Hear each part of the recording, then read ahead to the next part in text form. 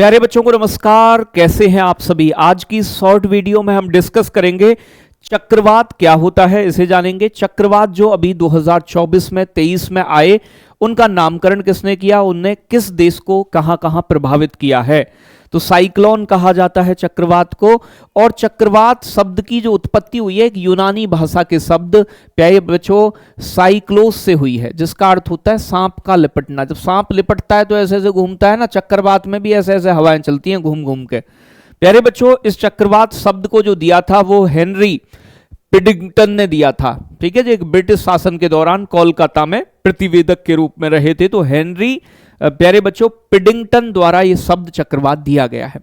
प्यारे बच्चों चक्रवात हवाओं की एक बड़ी प्रणाली है। तेज गति से हवाएं चलती हैं, एक साथ दौड़ कर आती हैं।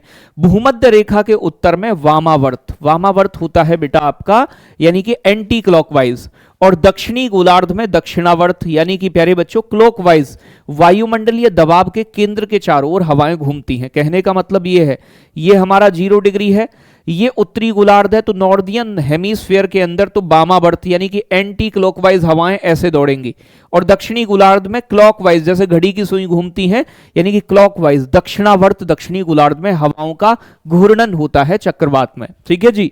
चक्रवात दो प्रकार के होते हैं, एक होते हैं उष्णकटिबंधीय ट्रॉपिकल, और एक होते हैं टेम्परेट शीतोष्ण ठंडे और गर्म।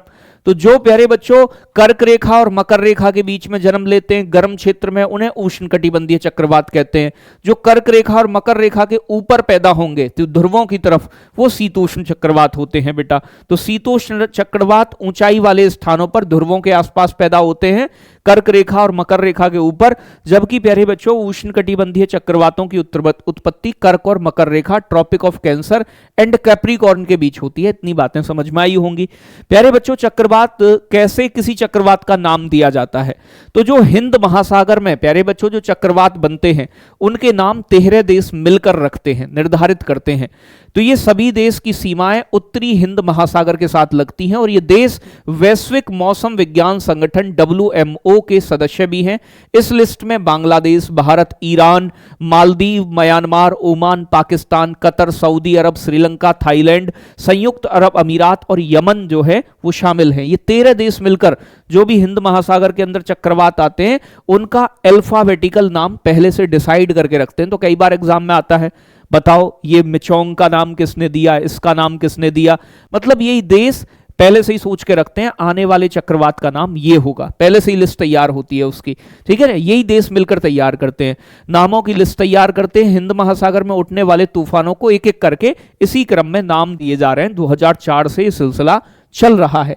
लेटेस्ट वाले आपके एग्जाम में आ जाते हैं, जैसे कि यहां कुछ शब्दावली है, इसे समझ लो। जैसे भारतीय मौसम विज्ञान विभाग की स्थापना 1875 में हुई थी। उस समय इसका मुख्यालय कलकत्ता में था। वर्तमान में मुख्यालय मौसम विज्ञान विभाग का दिल्ली में है। भारतीय मौसम विज्ञान विभाग जो है पृथ्वी का विज्ञान मंत्रालय के अंतर्गत काम करता है। भारतीय मौसम विज्ञान दिवस 15 जनवरी को मनाते हैं। विश्व मौसम विज्ञान दिवस 23 मार्च को मनाते हैं। विश्व मौसम विज्ञान WMO संगठन का मुख्यालय जिनेवा में है, स्विट्जरलैंड के अंदर। इसकी स्थापना 23 मार्च 1950 में हुई थी। तो ये कुछ इंपोर्टेंट जो मौसम विज्ञान से संबंधित शब्दावली, क्योंकि मौसम के बारे में जानना, जानकारी करना इन सभी संगठनों का ही काम होता है, उत्तरदायित्व होता है। अब देखो कोई चक्रवात है, जैसे 2024 में आया है, यानी कि पहले चक्रवाती तूफान रेमल, प्यारे बच्चों इसने मिजोरम को, असम को, मेघालय को तबाही मचाई है। देखो भारत में जितने भी उष्णकटिबंधीय चक्रवात ज्यादातर आते हैं वो बंगाल की खाड़ी वाली साइड से आते हैं, पेपर में पूछता है, और ये पूर्वी तट को ही ज्यादातर प्रभावित करते हैं। तो भारत में उत्पन्न होने वाली चक्रवात कहां उत्पत्ति होती है, बंगाल की खाड़ी में। रेमल जो है 2024 में मई के महीने में आया था। ये 25 से 27 मई के बीच में इसने पूर्वी तट को प्रभावित किया है, असम वगैरह को, वेस्ट बंगाल को, पूर्वी तट को ज्यादा प्रभावित करते हैं। रेमल का नाम किसने दिया, ओमान ने। ठीक है भाई। अब देखो ओ मां, ओमान से बनता है ओ मां। जब भी मां की याद आएगी आंसू निकल आएंगे, आंसू। तो आंसू पोंछने के लिए क्या चाहिए, रुमाल। तो मतलब मम्मी की याद आ जाए कभी भी तो क्या चाहिए भाई, रुमाल की जरूरत होती है। तो वही रेमल, रुमाल, मम्मी की याद आई तो रुमाल निकाल दिया। और मान, मान मतलब मम्मी, मम्मी याद रखोगे ओमान ने। प्यारे बच्चों एक है आसना। अच्छा एक बात बताओ, आसना जो आया था वो आया था प्यारे बच्चों अगस्त में। अगस्त सितंबर में इसने प्रभावित किया 2024 में आशना।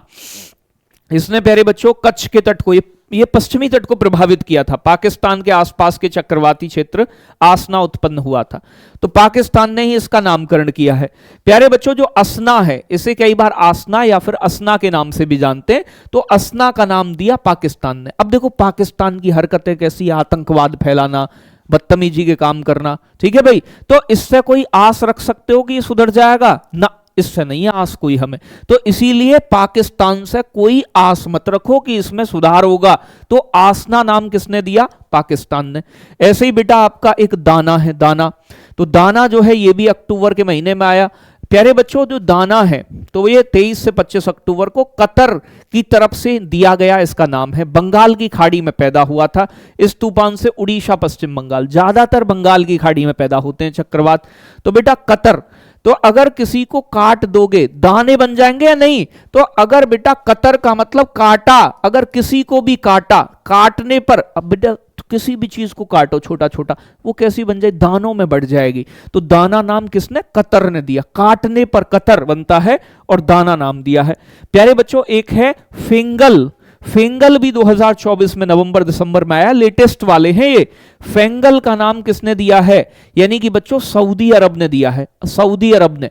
प्यारे बच्चों इस चक्रवात ने तमिलनाडु के साथ आंध्र प्रदेश, पुदुचेरी, केरल को भी यानी कि प्रभावित किया है। बंगाल की खाड़ी में पैदा हुआ है, पूर्वी तट को ही ज्यादा प्रभावित करते हैं।